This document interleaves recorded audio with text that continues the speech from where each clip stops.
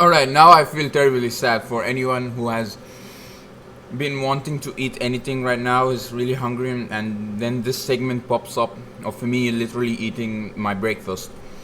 Anyways, back to the point of this video and why I made this video. So yesterday I asked you lot to suggest me any ideas about any video on Instagram, and I got a few interesting ones.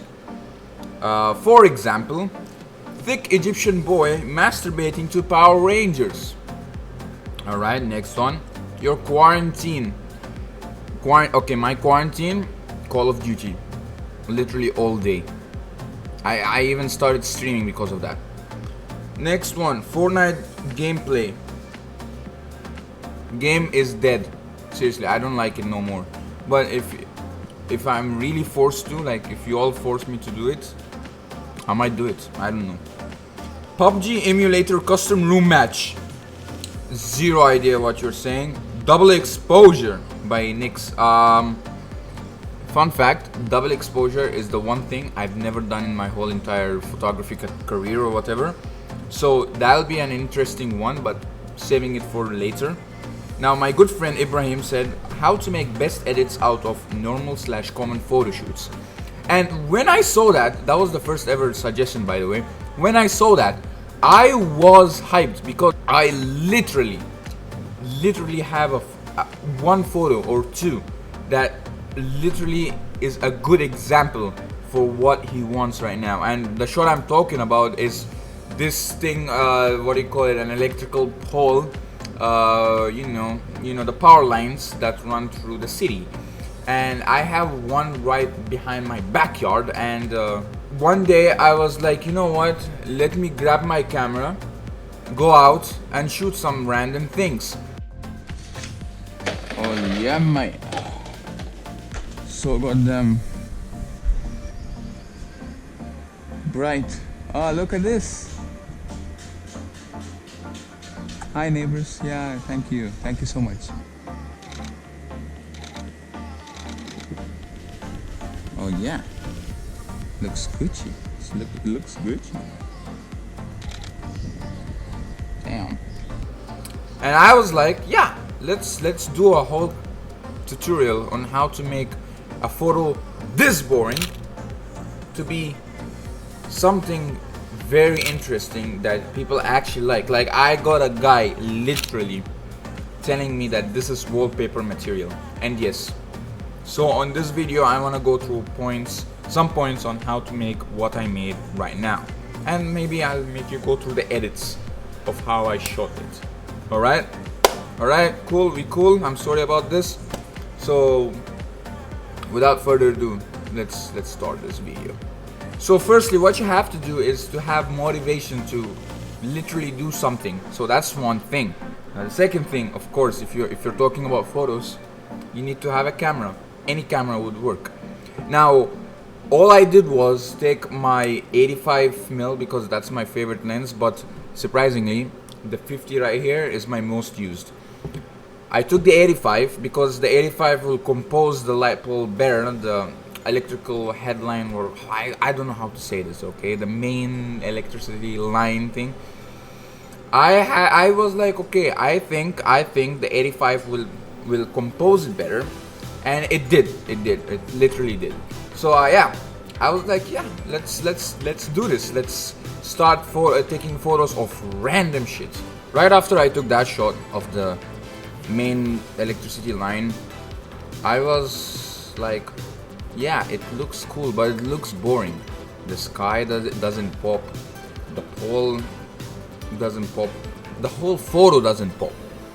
And then I took it back to Lightroom, chugged in my preset authenticity, then made a few tweaks, and I want to show you those few tweaks if you would.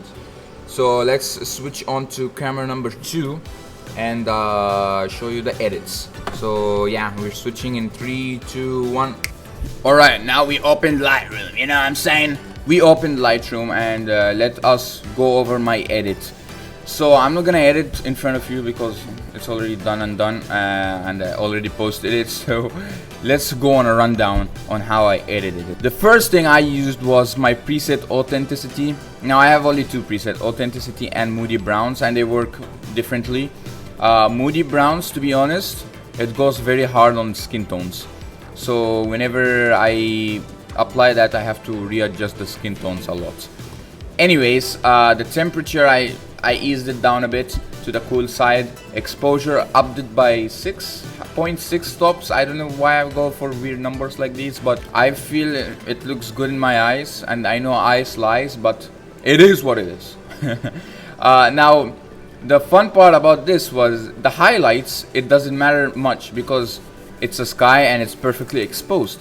But from what I saw was, when I decreased the highlights, the blues in the skies popped better. It looked way better, and I was like, yeah, that's cool.